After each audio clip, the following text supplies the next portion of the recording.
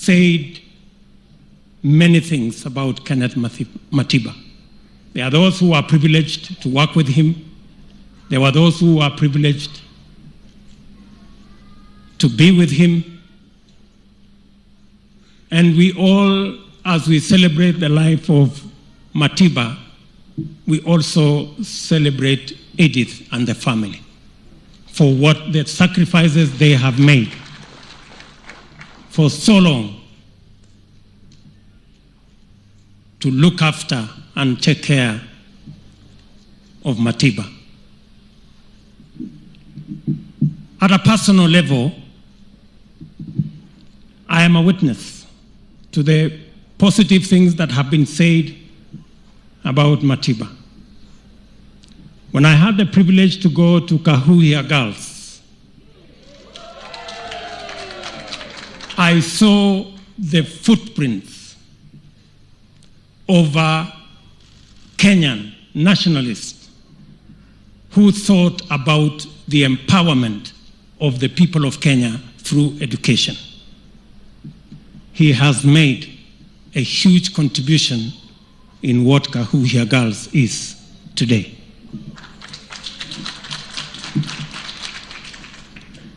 That is how I know Kenneth Matiba. In my political life, when one party could not fit my elder brother Raila Odinga and I went to start a political party, I was inspired by Kenneth Matiba's Kuga na Gweka.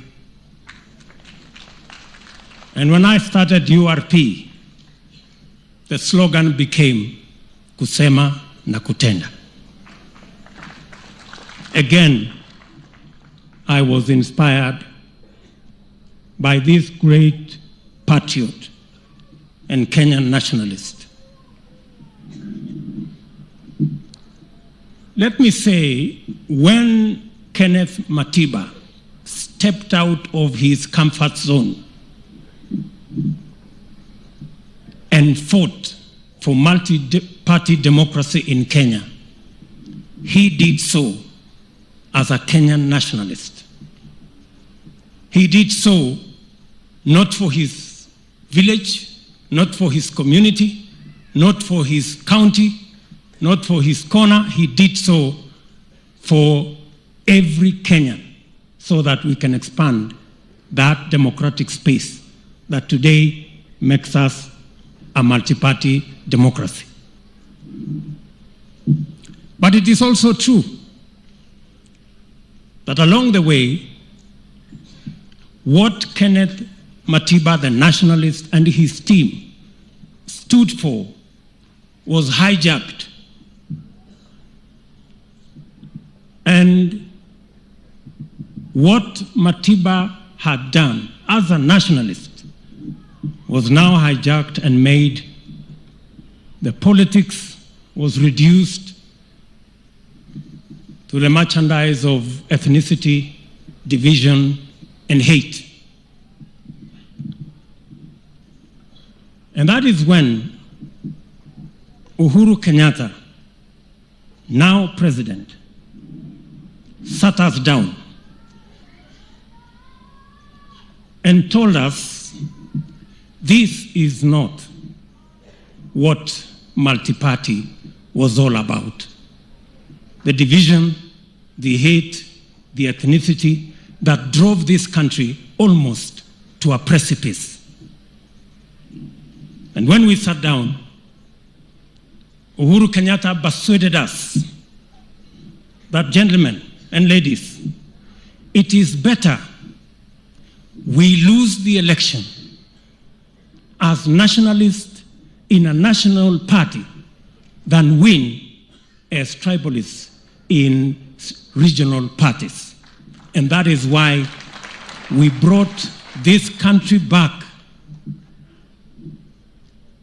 today. And let me say then, fear was sold to us. We were told the politics of Kenya is so divided. it is so ethnic. There is a lot of hate. You cannot succeed in uniting Kenya. That fear was sold to us, that you will lose. But again, we were inspired by Kenneth Matiba's forward ever, backward never. And we forged on. We not only won the election, but we managed to bridge the gaps that existed, and we managed to build bridges of friendship, unity, and brotherhood amongst the communities of our country. Your Excellency, President Uhuru Kenyatta, when the history of Kenya will be written,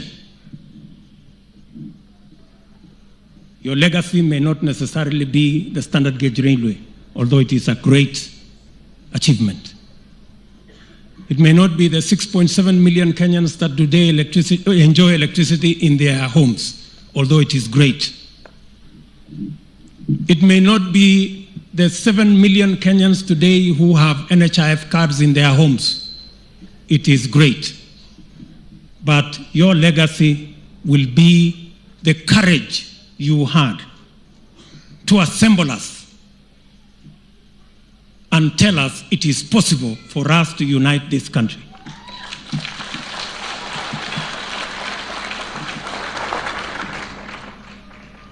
Your Excellency, it didn't stop there. Even after we won the elections, you have carried that message. And today, we are very proud that even those who did not believe that it is possible to unite this country, even those who told us there is so much ethnicity and division and hate amongst this and that community, today, Your Excellency, you have stretched your hand. And today we are celebrating the handshake that brings together even those who are in the opposition, so that together we can live the dream of Kenneth Stanley Njindo Matiba of a united, peaceful, and prosperous country. In conclusion, and as leaders, we are all here. I want to ask, as we bring this to a close, that like Matiba,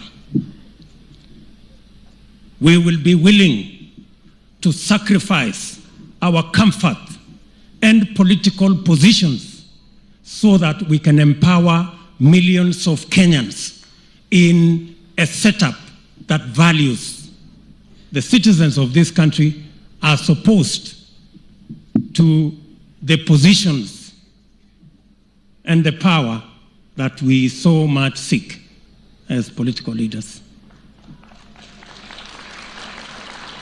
If Matiba was after power, I am sure nothing would have stopped him. But he made sacrifices so that the rest of us can live in a multi-party democratic country.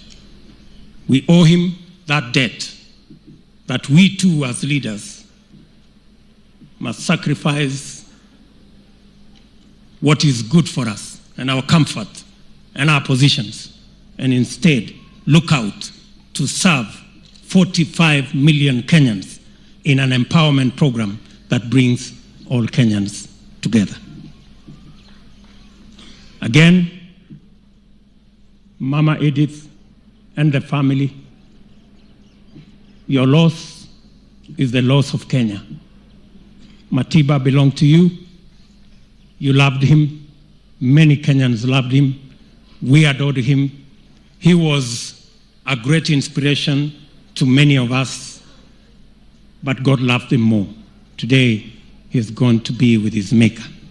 With those many remarks, ladies and gentlemen, it's now my very humble duty to request His Excellency, the President of the Republic of Kenya, Honorable Uhuru Kenyatta,